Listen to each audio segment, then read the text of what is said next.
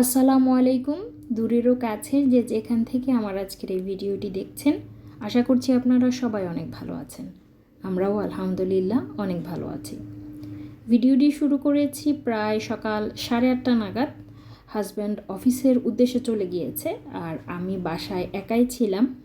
ভাগ্নি গিয়েছে তার বাবা মায়ের সাথে গ্রামের সময় কাটাতে। তার প্রি টেস্ট পরীক্ষা শেষ হয়েছে, তো যেহেতু টেস্টের পরে আর সময় পাবে না, তো ভাবলো এখনই ঘুরে আসো। তো গিয়েছে, বেশ কয়েকদিনই হয়েছে। আমি এদিকে সকালে নাস্তাটা করব, ঠিক এমন টাইমে চলে এসেছে ভাতিজা।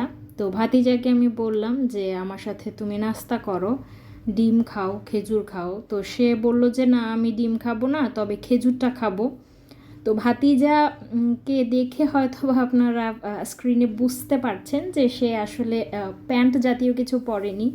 সেইটার অবশ্য বিশেষ একটি কারণ রয়েছে, ভাতিজার সুন্নতে খাতনাটা হয়ে গিয়েছে। তো এইটার জন্য এখন সে নিচে কোনো কাপড় পরতে পারে না। তো স্বাভাবিকভাবেই আমি বলছিলাম যে ভিডিও করছি, সবাই তো তোমাকে দেখে হাসবে। তো বলছে যে তো কি হয়েছে, আমি আমার ছোট্ট লুঙ্গিটা নিয়েছি, এখন তুমি ভিডিও করো। তো আমার ভিডিও করার ব্যাপারটা কিন্তু ভাতিজা বেশ এনজয় করে, আমি দেখি।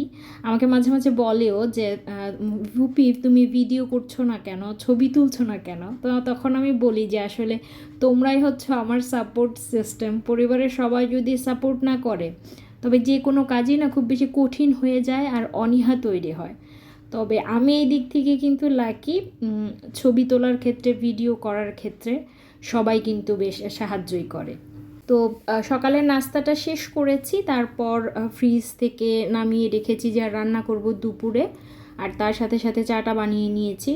তো আমি তো চা দিয়ে টোস্ট খাবো, কিন্তু ভাতিজা সেটা খেতে পারবে না, তার নাকি দাঁত ব্যথা করে টোস্ট বিস্কুট খেলে।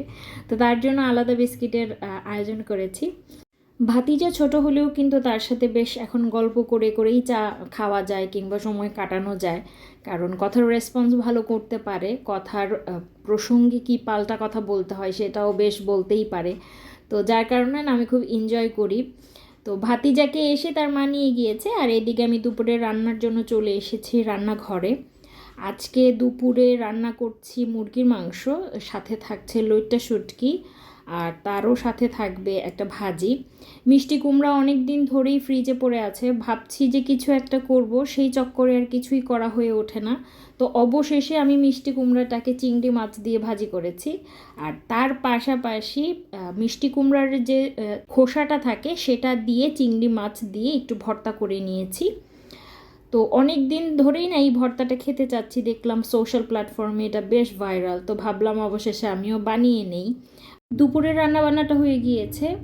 অনেক দিন থেকেই এই কদবেলটা পড়েছিল বাসায়, পেকে যাবে এই আশাতে রেখেছি, কিন্তু এখন মনে হচ্ছে আর বেশি দিন রাখলে এটা পেকে তো যাবেই না, বরঞ্চ এটা নষ্ট হয়ে যাবে। তো ভাবলাম যে নষ্ট হওয়ার আগেই এটা খেয়ে নিই। ভর্তা জাতীয় যে কোনো জিনিস দুপুরবেলা খেতেই কিন্তু ভালো লাগে।